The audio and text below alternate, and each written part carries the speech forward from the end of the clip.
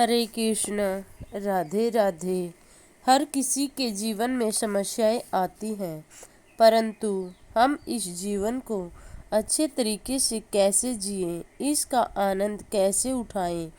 आध्यात्मिक दर्शन के अनुसार अपार ज्ञान, शक्ति और आनंद का स्रोत मनुष्य के अंदर ही है। इसका जागरण एवं विकास ही तमाम समस्याओं का समाधान है।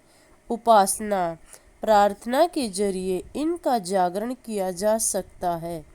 किसी को संपन्न करने का यह उचित उपाय है। इसमें मनुष्य के आध्यात्मिक ज्ञान की प्रगति बाहर से भीतर की ओर होती है। हर व्यक्ति की परिस्थितियां भिन्न होती हैं।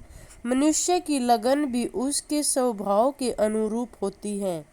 यह उसका स्वभाव अर्थात अंतःकरण है। इसी के अनुसार वह अपने मित्रों, गुरुजनों, देवी देवताओं का चुनाव करता है और उन पर अपनी श्रद्धा, विश्वास और भक्ति को बनाए रखता है। यह एक सामान्य मनोवैज्ञानिक प्रक्रिया है, जिसके अनुसार मनुष्य जैसी श्रद्धा रखता है वैसा ही बन जाता है।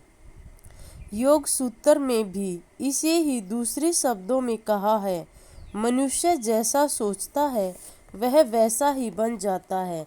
क्योंकि जिस मनुष्य की जैसी सोच होती है वह उसी के अनुरूप कार्य करता है।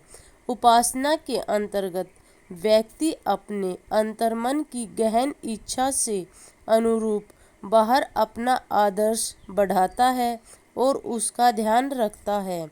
उसके विषय में चिंतन मनन करता है।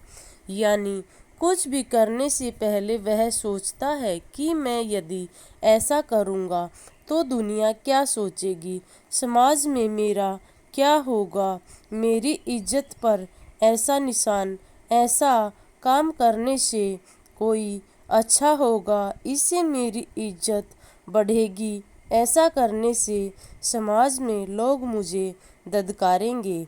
अर्थात यह अपनी सोच के अकॉर्डिंग ही व्यवहार करता है।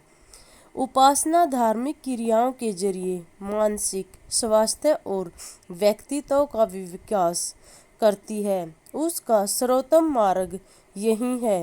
विश्व के सभी मानसिक चिकित्सक मिलकर उतने मानसिक रोगों को आरोग्य प्रदान नहीं कर सकते जितना कि उपासना पद्धति कराती है।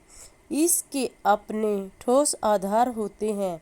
मनुष्य का जीवन मात्र देह और मन का ढांचा नहीं है, न ही उसका अस्तित्व परिवार, समाज और लोक का जीवन जीना है। उसका इस सबसे परे गहन भावनात्मक एवं आध्यात्मिक अस्तित्व भी है, जिसका एक अलौकिक स्वरूप है। वह है सुख, शांति, सुरक्षा का आधार।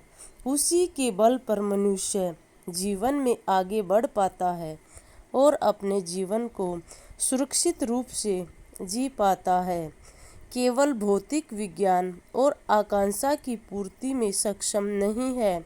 मनुष्य की आत्मिक इच्छाएं भी उपासना को शांत कर सकती हैं।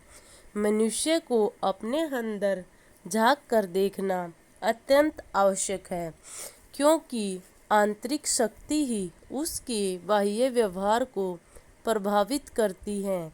मनुष्य को देश, समाज और अपने परिवार कल्याण के साथ साथ अपने अस्तित्व का भी विकास करते रहना चाहिए।